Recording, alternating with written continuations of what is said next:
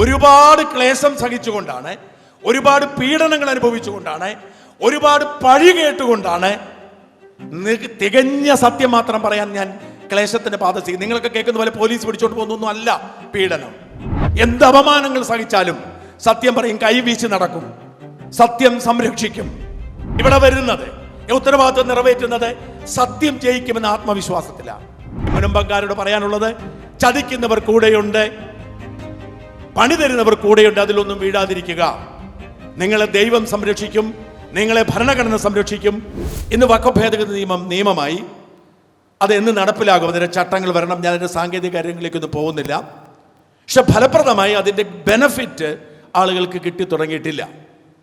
ഈ കിട്ടിത്തുടങ്ങാത്തത് കൊണ്ട് ഇതിനെ എതിർത്തിരുന്നവർ എന്തായി എന്ന് ചോദിച്ച് രംഗത്തുണ്ട്.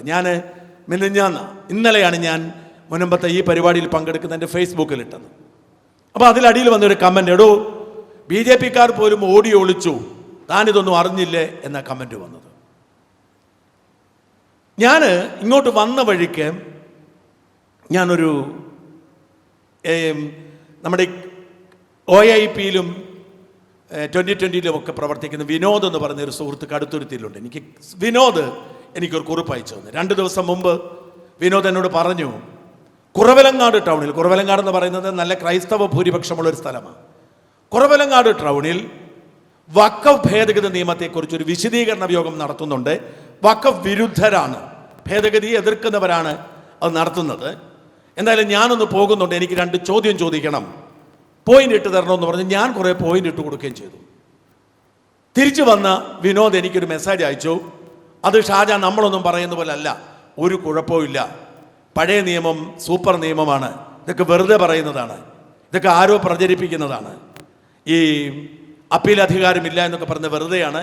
വഖഫ് ട്രിബ്യൂണലിൻ്റെ വിധി വന്നാൽ ആ വിധിക്കെതിരെ ആളുകൾക്ക്, ആരാണോ അതിന് ഇരയാവുന്നവർക്ക്, അവർക്ക് ഹൈക്കോടതിയെ സമീപിക്കാം, ഹൈക്കോടതിക്ക് വിളിച്ചു വരുത്താം എന്നൊക്കെ പറഞ്ഞൊരു വിശദീകരണം. ആ വിശദീകരണം വായിച്ചപ്പോൾ എനിക്കും ആശയക്കുഴപ്പം, ഇനി അങ്ങനെ വല്ലതും ആണോ? വഖഫ് ഭേദഗതി നിയമത്തിലൂടെയും വഖഫ് നിയമത്തിലൂടെയും പലതവണ കടന്നു പോയിട്ടുണ്ട്. ഞാൻ സ്റ്റാലിൻ ദേവന് ഇട്ട് കൊടുത്തു. ഈ വിഷയത്തിൽ ഏറ്റവും ആധികാരികമായി ആർക്കെങ്കിലും എന്തെങ്കിലും അറിയാമെങ്കിൽ അത് സ്റ്റാലിനാണ് അറിയാവുന്നത്. ഈ സ്റ്റാലിൻ ദേവന് ഒരു കാര്യം കൂടെ പറയാം, വീണ്ടും ഒരു അഭിമാനം. ഈ സ്റ്റാലിൻ ദേവനെ ആദ്യം ക്യാമറയുടെ മുമ്പിൽ കൊണ്ടുവരുന്നതും മാധ്യമ ശ്രദ്ധയിലേക്ക് കൊണ്ടുവരുന്നതൊക്കെ ഞങ്ങളാണ്, മറുനാടനാണ്. അദ്ദേഹത്തിൻ്റെ അസാധാരണമായ അറിവ്, ഈ വിഷയത്തിൽ അദ്ദേഹം ഫോക്കസ് ചെയ്ത് നടത്തിയ ഇടപെടൽ, അദ്ദേഹം എണ്ണി പറഞ്ഞു. അതിൻ്റെ കൂടെയാണ് ജോഷി അച്ഛൻ്റെ ഈ പ്രസംഗം കേട്ടപ്പോൾ എവിടെയോ ഉണ്ടായിട്ടുള്ള സംശയം പോലും പൂർണ്ണമായി മാറി. ഞാൻ പറഞ്ഞു വരുന്നത് ഒറ്റ കാര്യം ആദ്യം പറയാൻ വേണ്ടിയിട്ടാണ് ഇത്രയും പറഞ്ഞത്. ഈ ജാഗരണവേദി എന്ന് പറയുന്ന ഈ സംഘടനയോടുള്ള നന്ദി പറയണം, എന്നാലേ തുടങ്ങാൻ പറ്റൂ. കാരണം വഖഫ് ഭേദഗതി നിയമം മഹാകുഴപ്പമാണ് എന്നുള്ള പ്രചരണം വലിയ തരത്തിൽ ഇപ്പോഴും തുടരുകയാണ്.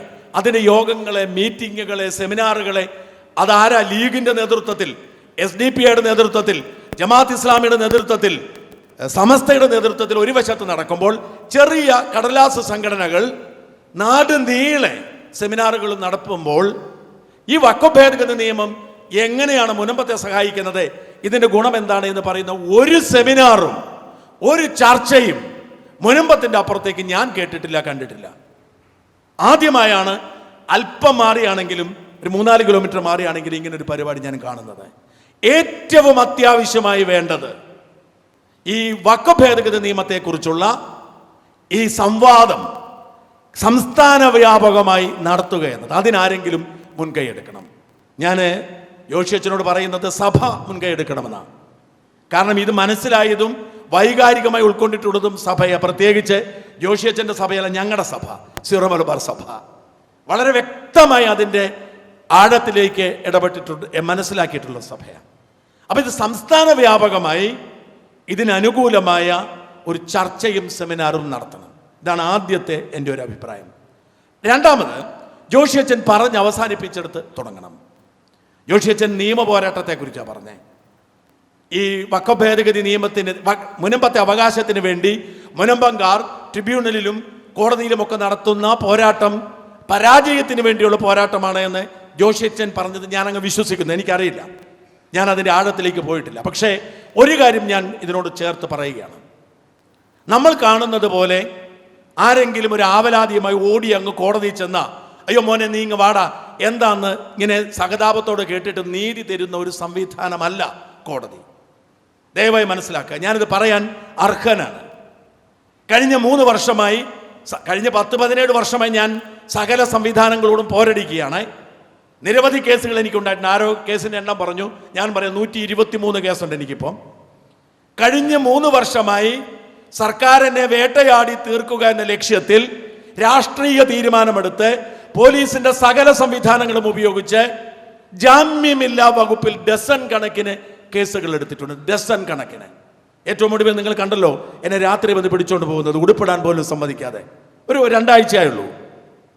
അതൊഴികെ ഒരുമാതിരിപ്പെട്ട എല്ലാ നീക്കങ്ങളും നേരത്തെ അറിയാനും ജാഗ്രതയോടെ മാറി നിൽക്കാനും കഴിഞ്ഞു എന്നത് മാത്രമല്ല, കൃത്യമായി കേസ് നടത്താൻ കഴിഞ്ഞതുകൊണ്ട് മാത്രമാണ്, ഞാൻ വീണ്ടും പറയുന്നു, പോലീസിന്റെ ബുദ്ധിക്കും സർക്കാരിന്റെ ബുദ്ധിക്കുമൊക്കെ അപ്പുറത്തേക്ക് കൃത്യം അഭിഭാഷകനെ നിശ്ചയിച്ച് കൃത്യമായി കേസ് മാനേജ് ചെയ്യാൻ കഴിഞ്ഞതുകൊണ്ട് മാത്രമാണ് ദൈവാനുഗ്രഹത്തോടൊപ്പം എനിക്ക് നിങ്ങളുടെ മുമ്പിൽ ഇങ്ങനെ സംസാരിക്കാൻ കഴിയുന്നത്.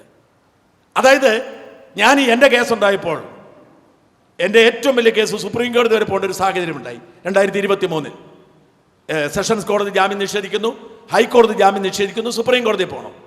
ഈ സമയത്ത് എനിക്ക് മാറി നിൽക്കേണ്ടി വന്നു. ഒളിവിൽ പോകണം എന്ന് വേണമെങ്കിൽ പറയാം.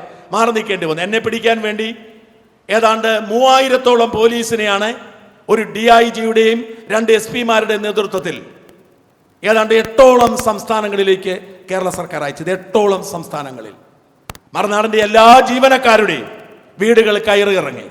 എൻ്റെ വീടും എൻ്റെ ബന്ധു വീടുകളും എല്ലാം കയറി ഇറങ്ങി.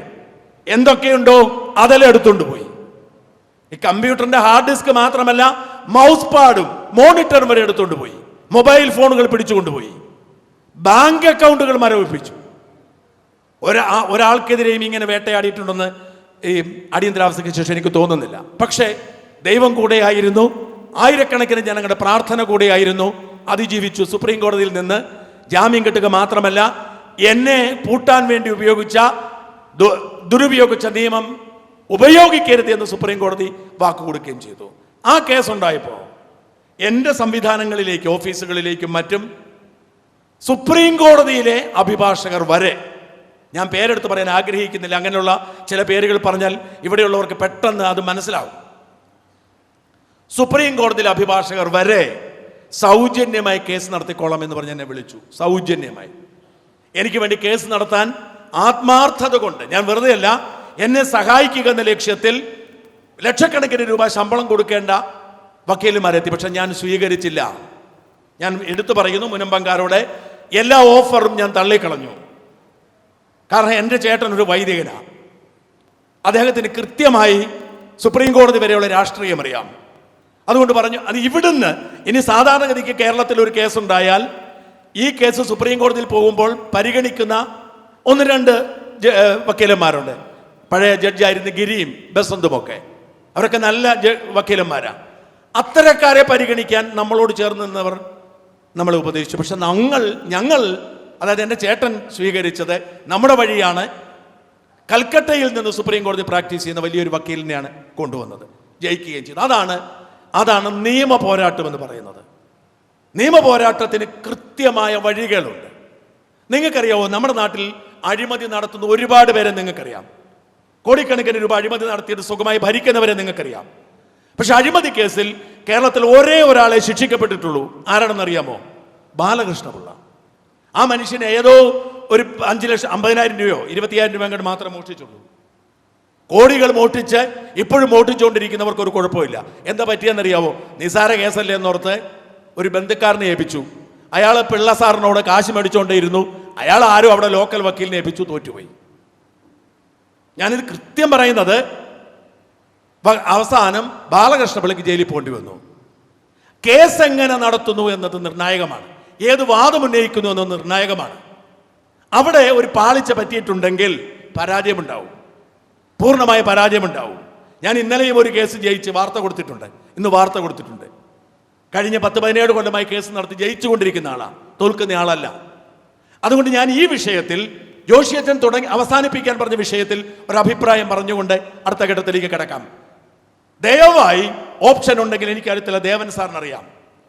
ദയവായി നിങ്ങൾക്ക് മുനമ്പംകാർക്ക് ട്രിബ്യൂണലിൽ കേസ് കൊടുക്കാൻ ഓപ്ഷൻ ഉണ്ടെങ്കിൽ, അവസരമുണ്ടെങ്കിൽ നിങ്ങൾ ഫ്രഷ് ആയിട്ടുള്ള പരാതി കൊടുക്കണം. പ്രത്യേകിച്ച് കഴിഞ്ഞ 2.5 വർഷം വാദം കേട്ട ജഡ്ജി മാറിയിട്ട് പുതിയ വാദം കേൾക്കണമെന്ന് ഇന്നലെ ഞാൻ ഹിന്ദുവിൽ വായിച്ചത്.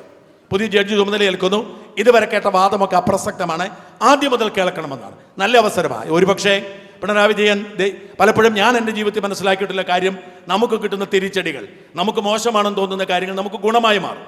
വലിയ പ്രതിസന്ധിയായി എനിക്ക് രൂപപ്പെട്ടിട്ടുള്ളതൊക്കെ അയ്യോ അങ്ങനെ സംഭവിച്ചില്ലായിരുന്നെങ്കിൽ എന്ത് സംഭവിക്കുമായിരുന്നു എന്ന് തോന്നി.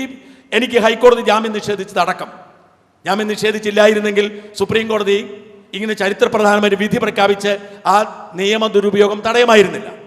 അതുകൊണ്ടാണ് എനിക്ക് തോന്നുന്നു ഈ സ്റ്റേയ്ക്ക് പോയതും സ്റ്റേ കിട്ടിയതുമൊക്കെ തമ്പുരാന്റെ പദ്ധതിയാണെന്ന് വിശ്വസിക്കുന്ന ആളാണ് ഞാൻ. കാരണം 2.5 കൊല്ലം വാദം കേട്ട് വിധി പറയാൻ വെച്ചിരിക്കുന്ന ഒരു കേസിൽ പോയി ഇടപെടുന്നതിനേക്കാൾ എളുപ്പമാണ് പുതിയൊരു കേസിന് അപേക്ഷിക്കുന്നത്. അതുകൊണ്ട് അതിനെന്തെങ്കിലും ഓപ്ഷൻ ഉണ്ടെങ്കിൽ ദയവായി നിങ്ങളത് തിരഞ്ഞെടുക്കുക.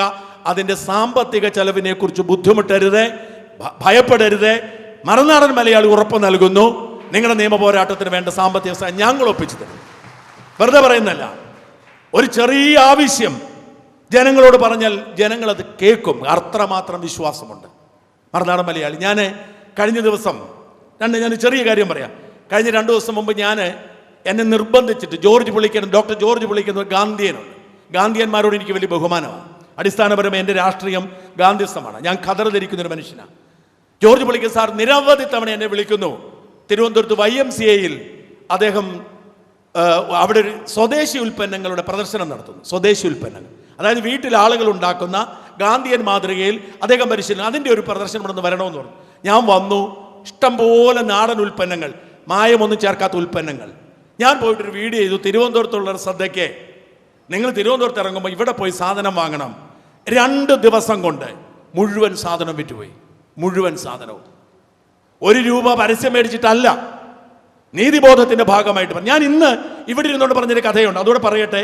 അഹങ്കാരം കൊണ്ട് പറയുന്നതല്ല. എൻ്റെ ഒരു പരിചയക്കാരൻ ഇംഗ്ലണ്ടിൽ പെട്ടെന്ന് കോമയിലാകുന്നു, സ്ട്രോക്ക് വന്നു.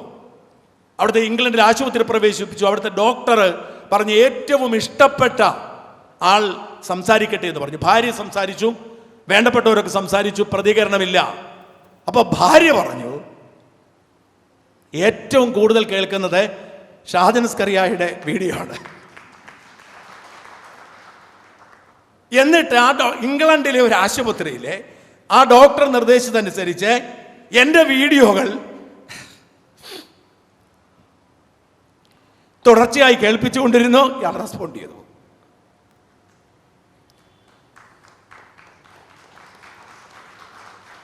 ഞാനിത് പറയുന്നത് അഹങ്കാരമായിട്ട് ആരും കരുതരുത്. ഒരുപാട് ക്ലേശം സഹിച്ചുകൊണ്ടാണ്, ഒരുപാട് പീഡനങ്ങൾ അനുഭവിച്ചുകൊണ്ടാണ്, ഒരുപാട് പഴി കേട്ടുകൊണ്ടാണ് തികഞ്ഞ സത്യം മാത്രം പറയാൻ ഞാൻ ക്ലേശത്തിന്റെ പാത ചെയ്യും. നിങ്ങളൊക്കെ കേൾക്കുന്ന പോലെ പോലീസ് പിടിച്ചോണ്ട് പോകുന്നൊന്നും അല്ല പീഡനം. അതൊന്നും എനിക്ക് വിഷയമേ അല്ല. എന്ന് വേണമെങ്കിലും 14 ദിവസം ജയിലിൽ കിടക്കാമെന്ന് തയ്യാറായി 10 കൊല്ലമായി കാത്തിരിക്കുന്ന ആളാണ് ഞാൻ. ഭാഗ്യത്തിന് ഇതുവരെ കയറിയില്ല എന്ന് മാത്രം. അതൊന്നും അല്ല. ഏറ്റവും വലിയ അപമാനം എന്താണെന്നറിയാമോ? നമ്മൾ ചിന്തിക്കാത്ത കാര്യം നമ്മുടെ കലയിൽ കെട്ടിവെക്കുന്നതാണ്. മുസ്ലിം വിരോധിയാണെന്ന് ആളുകൾ എന്നോട് പറയുന്നത് എനിക്ക് സഹിക്കാം. ഞാൻ മതവിശ്വാസിയാണ്, ഞാൻ ദൈവവിശ്വാസിയാണ്, പ്രത്യേകിച്ച് ഞാൻ യേശുക്രിസ്തു വിശ്വസിക്കുന്ന ആളാണ്. അങ്ങനെ വിശ്വസിക്കുന്ന ഒരാൾക്ക് ഒരു മതത്തിന്റെ പേരിലോ ഒരു വിശ്വാസത്തിന്റെ പേരിലോ ആരെയും വെറുക്കാൻ കഴിയില്ല. എനിക്കെന്തിനാണ് മുസ്ലിമുകളോട് വെറുപ്പ്? പക്ഷെ ഞാൻ മുസ്ലിം വിരോധിയാണ്, ഞാൻ വർഗീയവാദിയാണ് എന്ന് തുടർച്ചയായി പറഞ്ഞു കേൾക്കുമ്പോൾ പാവപ്പെട്ട മനുഷ്യർ കേൾക്കുമ്പോൾ ചങ്ക് തകരും. ഇത്തരം പീഡനങ്ങളെയൊക്കെ സഹിച്ചുകൊണ്ട് പോകുന്നത് എന്തുകൊണ്ടാണെന്നറിയാമോ? സത്യം ഈ നാട്ടിൽ നിലനിൽക്കാൻ ആവശ്യമായത്. അതുകൊണ്ടാണ് മുനമ്പക്കാർക്ക് വേണ്ടി ശബ്ദമുയർത്താൻ കഴിയുന്നത്. എന്ത് അപമാനങ്ങൾ സഹിച്ചാലും സത്യം പറയും, കൈവീശി നടക്കും, സത്യം സംരക്ഷിക്കും. സത്യം സംരക്ഷിക്കുമെന്ന് വിശ്വസിക്കുന്നത് കൊണ്ടാണ്. ആയിരക്കണക്കിന് മതമോ ജാതിയോ നോക്കാതെ ആയിരക്കണക്കിന് മനുഷ്യരുടെ വേദന പരിഹരിക്കാൻ കഴിഞ്ഞിട്ടുണ്ട്. തിരുവനന്തപുരത്ത് കടക്കാവൂർ എന്ന് പറയുന്നൊരു സ്ഥലത്ത് ഞാൻ ആവർത്തിക്കുന്നൊരു കഥ പറയട്ടെ. ഒരു വീട്ടമ്മ, ആ വീട്ടമ്മയ്ക്കെതിരെ വാർത്താപത്രങ്ങളിലെല്ലാം വരുന്ന ഒരു യുവതിയാണ്. മറുനാടനിൽ പോലും ആദ്യം വാർത്ത വന്ന് ഞാൻ പിൻവലിപ്പിച്ച് കണ്ടപ്പോഴേ എല്ലാ ചാനലിലും പത്രങ്ങളിലും വാർത്ത വരുന്നു. എന്താണ് വാർത്ത? 11 വയസ്സുള്ള തൻ്റെ ആൺകുട്ടിയെ ആ ഉമ്മ പീഡിപ്പിച്ചു എന്നാണ് വാർത്ത. ഞാൻ അപ്പം തന്നെ അന്വേഷിച്ചു. ഒരു മകളെ അപ്പൻ പീഡിപ്പിച്ചു എന്ന് പറഞ്ഞ് അവിശ്വസിക്കേണ്ട കാര്യം നമ്മുടെ കാലത്ത് സംഭവിക്കും. പക്ഷെ മകനെ അമ്മ പീഡിപ്പിച്ചു എന്ന വാർത്ത വിശ്വസിക്കാൻ പ്രയാസം. അല്ലെങ്കിൽ അമ്മയ്ക്ക് ഭ്രാന്തായിരിക്കണം, അല്ലെങ്കിൽ അവർ ലഹരിക്ക് അടിമയായിരിക്കണം, അല്ലാത്തവർക്ക് പറ്റത്തില്ല. ഞാൻ അതുകൊണ്ട് അന്വേഷിച്ചു കഴിഞ്ഞപ്പോൾ എനിക്ക് മനസ്സിലായി, ഈ ഭാര്യയും ഭർത്താവും തമ്മിലുള്ള ഭിന്നത, അതിലേക്കൊരു സ്ത്രീ കടന്നു വരുന്നു. ഇവരെ നീ കുറേ കാലമായി യുദ്ധം നടക്കുകയാണ്, ഇവരെ ഒഴിവാക്കുന്നതിന് വേണ്ടി ഒപ്പിച്ച ഒരു കള്ളക്കേസാണ്. ഞാൻ ഭയാശങ്കയോടുകൂടിയാണ് ആ വിഷയത്തിൽ ഇടപെട്ടത്. അവർക്ക് വേണ്ടി നിയമ പോരാട്ടം നടത്തി. അവർക്ക് വേണ്ടി ഹൈക്കോടതിയിൽ അഭിഭാഷകരെ ഏർപ്പെടുത്തി. എന്താ സംഭവിച്ചെന്നറിയാമോ? ഹൈക്കോടതി അവരുടെ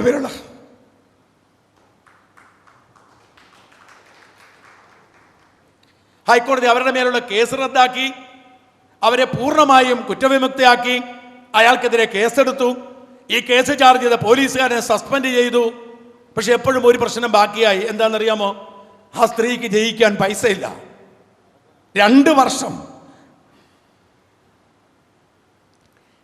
വർഷം അവർക്കൊരു ജോലി കിട്ടുന്നത് വരെ ഞങ്ങളാണ് 10,000 രൂപ വെച്ച് മാസം കൊടുത്തത്. അതൊരു മുസ്ലിം സ്ത്രീ ആയിരുന്നു എന്ന് ഞാൻ എടുത്തു പറയട്ടെ. അപ്പോൾ ഞാൻ ഇതിലേക്ക് പറഞ്ഞു വരും, ഞാൻ എൻ്റെ കാര്യം പറയാൻ വന്നതല്ല. ഈ പോരാട്ടം നടത്തുമ്പോൾ ഇവിടെ വരുന്നത്, ഇന്നിപ്പോൾ തിരുവനന്തപുരത്ത് ഇതിനു വേണ്ടി മാത്രം വന്നതാണ്, ഇവിടെ വരുന്നത് ഉത്തരവാദിത്വം നിറവേറ്റുന്നത് സത്യം ജയിക്കുമെന്ന ആത്മവിശ്വാസത്തിലാണ്. ആ സത്യത്തിന് വേണ്ടിയുള്ള പോരാട്ടത്തിൻ്റെ ഭാഗമാണ് നിങ്ങൾ ഇവിടെ ഇരിക്കുന്നത്. എനിക്ക് നിങ്ങളോട് പൂർണ്ണമായ സ്നേഹമാണ്, ഇഷ്ടമാണ്. ആ പോരാട്ടം വിജയിക്കുക തന്നെ ചെയ്യും.